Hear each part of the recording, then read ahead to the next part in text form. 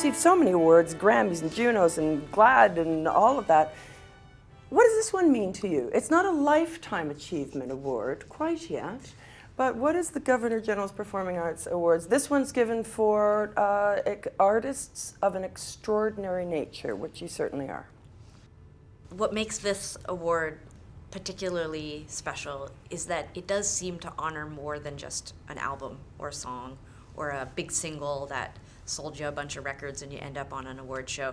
That stuff's all great too, but this sort of widens the frame a little bit, and it does sort of acknowledge some of the other stuff that we do off stage and in our personal lives, and the work that we've done, you know, for the community, for the LGBTQ community, some of the philanthropy.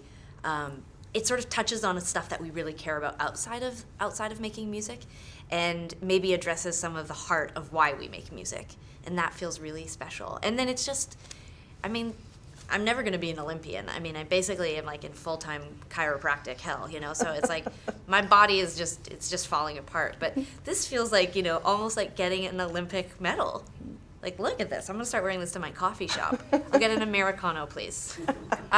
Well, for the record, last night when I got back to the hotel, our tour manager who had my room key in her bag wasn't there yet, and I went up to my room. Room 1112, please. You think I'm joking, but I literally got up to my room and was like, oh crap, I don't have a key, I don't have anything. And I went downstairs and went up to the front desk and I said to the guy, I was like, I know this is gonna sound absurd. I mean, all of us were arriving in limos. I mean, like, I don't look like I was like, I just got a Governor General's Performing Arts Award and my name's actually on the back, and like, is there any key, could you look up my room number and give me a key, because I don't have the key? And he outright was like, no. And then, like, our entourage started arriving, including management, and everybody's like, come on, I mean, you're gonna give her the key, right? I was so embarrassed. I was like, I just gotta get out of here. And the guy was like, could I ask you a few questions? I was like, for sure. Didn't get any of the answers right.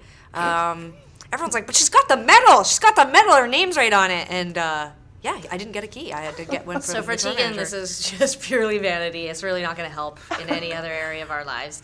I'm gonna wear it through customs tomorrow and see if it helps me get into America. I'm actually, this is really crazy, but I'm going through, I've had a partner for almost 8 years, and she's American, and we're going through the immigration process. And last night I was like, this is gonna make a great photo for our application, with me just sitting in our living room watching like the Housewives on Bravo. What's the best advice you were ever given? Or maybe the worst advice that actually motivated you, but yeah, the question is, what's the best advice? We actually have a funny story about Elliot Roberts, who managed Neil Young for much of his career. He actually signed Tegan and I to a record deal when we were in our teenage years, and we always tease him because he gave us some excellent advice. But later on, I ended up reading a book. It was actually the Operator, by David Geffen, an unauthorized autobiography. And almost verbatim, Elliot Roberts is quoted as saying, you know, something to, I think, Bob Dylan or Joni Mitchell, and we always give him a hard time because we're like, we thought you just told us that. Who knew you were just handing out the same advice to all these people? But he told us that we would make our best albums, our best music, in our 30s and 40s. And this is, you know, he's saying this to us when we're teenagers. And it's an unusual piece of advice to give, or an unusual thing to say, but what I think it allowed us to do was to grow and to try different things and to experiment and to not feel like everything we made had to be the best thing we've ever made.